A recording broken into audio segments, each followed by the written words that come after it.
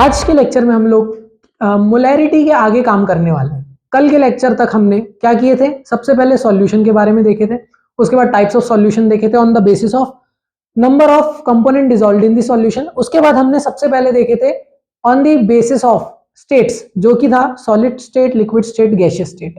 फिर उसके बाद हमने पढ़े मोलैरिटी। आज हम पढ़ने वाले मोलैरिटी। कल का थोड़ा रिवीजन करवा देता हूं मैं। मोलैरिटी क्या थी? मोलैरिटी मतलब moles per litre, moles of solute पर लीटर ऑफ, या volume of solute, volume of solution. ठीक है, ये था मोलैरिटी। अब आज हम लोग पढ़ने वाले हैं मोलैलिटी के बारे में। मोलैलिटी दिखती ऐसी ही है पर है ऐसी नहीं, स्लाइड सा अंतर है। ठीक है, मोलैलिटी, मोलैलिटी की स्पेलिंग MOLALITY, ठीक है, मोलैलिटी। अब मोलैलिटी में क्या दिक्कत है? दिक्कत नहीं है एक्चुअली में, मोलैरिटी से अच्छी है। कैसे केसेस में? देखिए, आपने क्लास 11th में पढ़ा होगा बॉयल्स लॉ, चार्ल्स लॉ और प्रेशर्स लॉ थर्मोडायनेमिक्स के अंदर। उसमें आपने पढ़ा होगा टेम्परेचर के वेरिएशन के साथ साथ वॉल्यूम में भी वेरिएशन आता है। अब ये वॉल्यूम में वेरिएशन का क्या मतलब है? तो मैं आपको बता दूं, आपने फिजिक्स में भी ये पढ़ा होगा क्या कि जब आप किसी सॉलिड को हीट करते हैं तो सॉलिड का थोड़ा सा वॉल्यूम क्या हो जाता है? बढ़ जाता है, सॉलिड थोड़ा एक्सपांड कर जाता है। ये आपने फिजिक्स में पढ़ा था। सेम चीज फ्लूइड्स में भी होती है, मतलब गैसेस में और लिक्विड्स में। इसमें क्या होता है, जैसे ही आपने टेम्परेचर इंक्रीज किया तो जो वॉल्यूम जो पहले थी अब वो वॉल्यूम नहीं रही, अब वॉल्यूम चेंज हो गई, जिसके कारण मोलैलिटी हर जगह कंसिस्टेंट नहीं होती। 25 डिग्री में मोलैलिटी का वैल्यू अलग निकल कर आएगा, 26 डिग्री में मोलैलिटी का वैल्यू अलग निकल कर आएगा। हम लोग टेम्परेचर के साथ साथ इसका जो रिलेशन है वो भी देखेंगे कि टेम्परेचर बढ़ता है तो मोलैलिटी पे क्या अंतर पड़ता है। पर उसके पहले हम मोलैलिटी देख रहे हैं। अब टेम्परेचर जब भी बढ़ता है तो एक चीज अनचेंज रहती है, वो रहती है मास। मास कभी भी चेंज नहीं हो सकता, चाहे आप टेम्परेचर बढ़ाएं चाहे टेम्परेचर कम करें, हमेशा क्या चेंज होता है? वॉल्यूम। वॉल्यूम को हिंदी में आयतन कहते हैं। ठीक है, मोलैलिटी होता है, अब वही एक बार सिंपल भाषा में समझेंगे। Molality is nothing but moles of solute, moles of solute, moles of solute upon पर ग्राम ऑफ, ये पर बोले तो अपॉन पर ग्राम ऑफ सॉल्वेंट। मतलब ये निकलता है सॉल्वेंट के वेट के रिस्पेक्ट में। इसी को क्या कहते हैं? मोलैलिटी। तो भैया मोलैलिटी क्यों, मोल क्यों? भैया मोल ऑफ सॉल्यूट है इसलिए मोलैलिटी। इसकी डेफिनेशन क्या बैठती है? इसकी डेफिनेशन आती है कि number of moles of solute, number of moles of, number of moles of solute with respect to, with respect to, with respect to the weight of solvent, क्या कहलाता है? मोलैलिटी।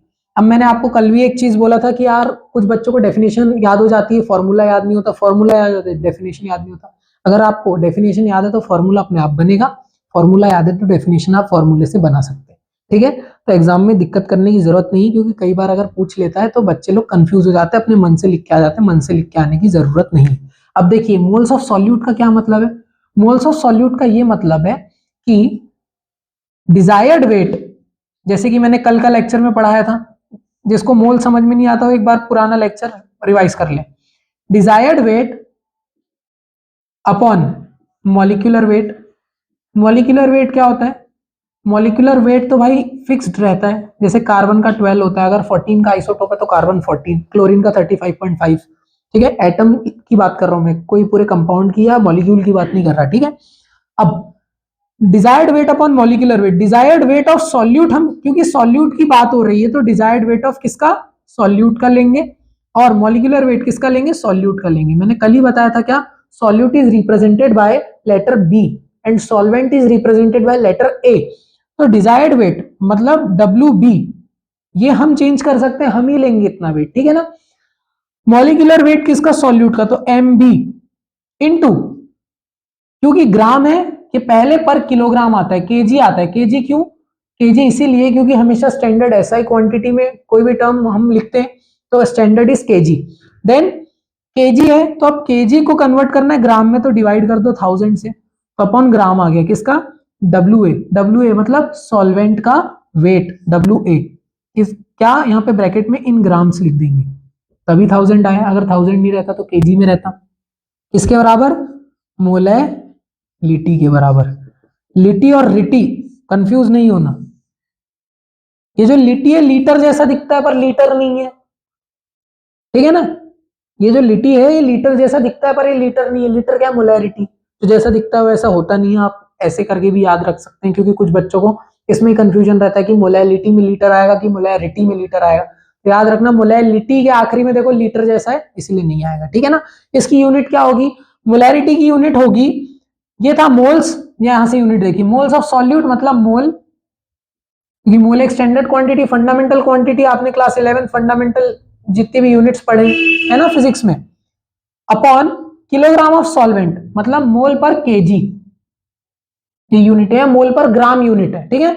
मोलैरिटी की यूनिट क्या थी कल, मोल पर लीटर थी या मोल पर मिलीलीटर थी, ठीक है। समझ में आया कि नहीं आया, अगर नहीं आया तो एक बार आप फिर से देख लीजिए इसको।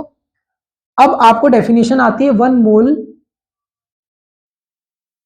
वन मोल की नहीं, वन मोलर सॉल्यूशन की डेफिनेशन और वन मोलर सॉल्यूशन की डेफिनेशन, वन मोलर और वन मोलर। तो वन मोलर क्या है, वन मोलर है जब one mole of solute is dissolve in 1 gram of, नहीं 1 kilogram of solvent, 1 mole of solute is dissolve in 1 kilogram of solvent, तब इसको बोलते हैं one molar solution. One molar क्या है, when 1 mole of solution is dissolve in 1 litre of solution, तो इसको क्या बोलते हैं, मोलर, वन मोलर सॉल्यूशन। अब मैं एक चीज और इसमें क्लियर कर दूं कि कई बार एग्जाम में आपको वन मोलर लिखने आ जाता है, वन मोलर लिखने आ जाता है, तो उसमें कंफ्यूज मत होइएगा, अगर डेफिनेशन बन रही है उसमें वन वन पुट कर दीजिए, बन जाएगा, ठीक है। तो अभी के लिए इतने ही, हम लोग अगले लेक्चर में देखेंगे इसका नॉर्मेलिटी क्या होती है, अगली कॉन्सेंट्रेशन टर्म, ठीक।